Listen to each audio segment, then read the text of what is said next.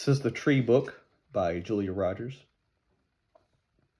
This is the chapter on the oaks, specifically the black oak. We're going to skip ahead through all of the descriptors because let's get to the meat.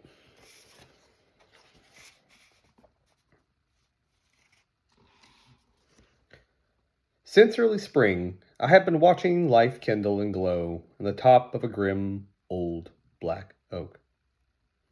I knew the tree then by its black bark and its large, downy winter buds, and the velvety scruff on its young shoots.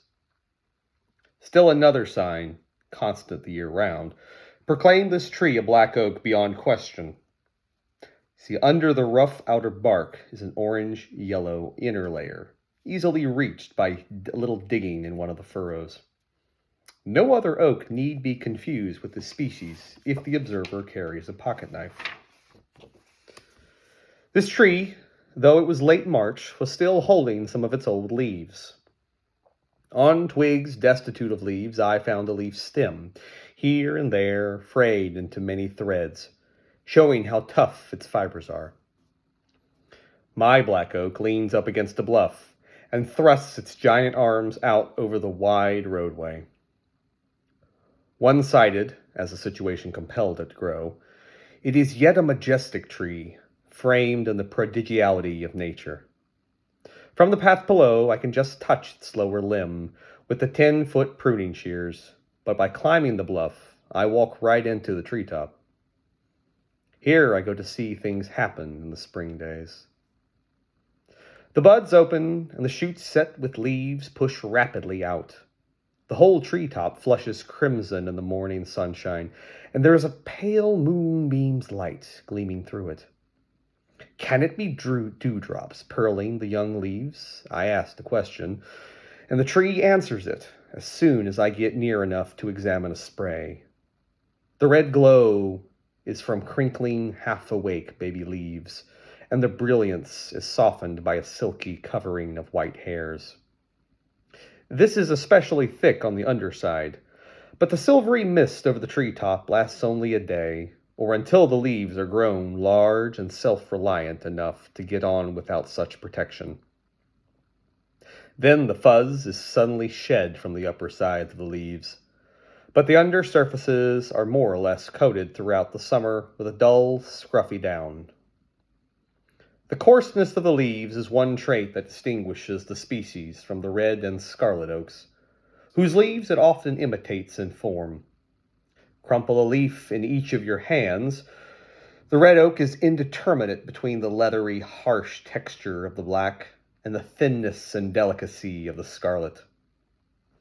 The incisions in black oak leaves are rounded and deep. The bristly lobes point outward as often as they incline forward. The bloom of black oak may be profuse or scant. The tree has its off years. As the leaves lose their red, the flowers take up the theme and glow with ruddy stigmas and fringed tassels of stamens among the half-grown foliage.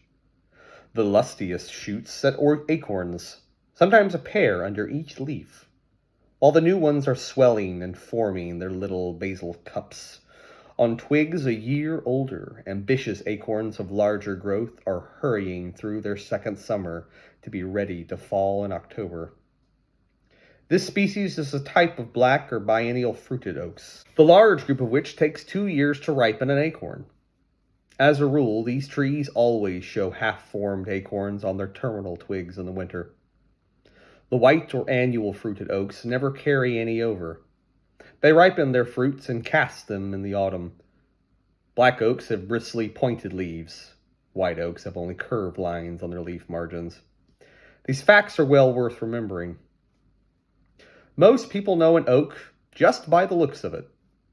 Ask them which oak it is, and they can't be sure. The bark of the black oak, with its orange lining, is the key to its name. The woodsman knows that this oak leads the country as the source of tan bark. Only the chestnut oak comes near in its percentage of tannin.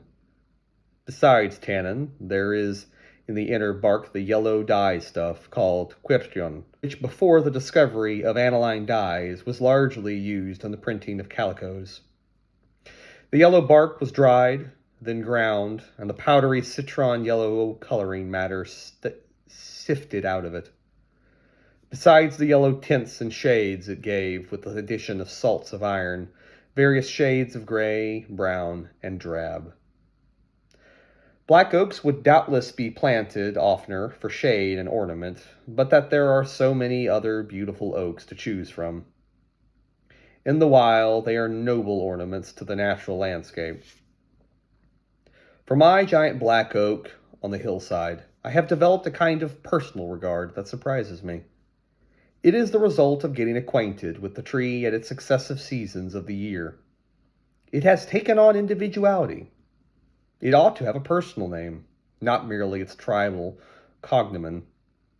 I have learned to read the answers to my questions. I have acquired, therefore, the rudiments of a new language. For tree language is a code of signs which anybody can learn.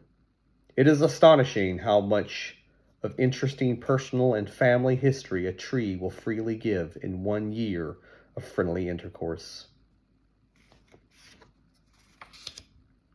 Black oaks.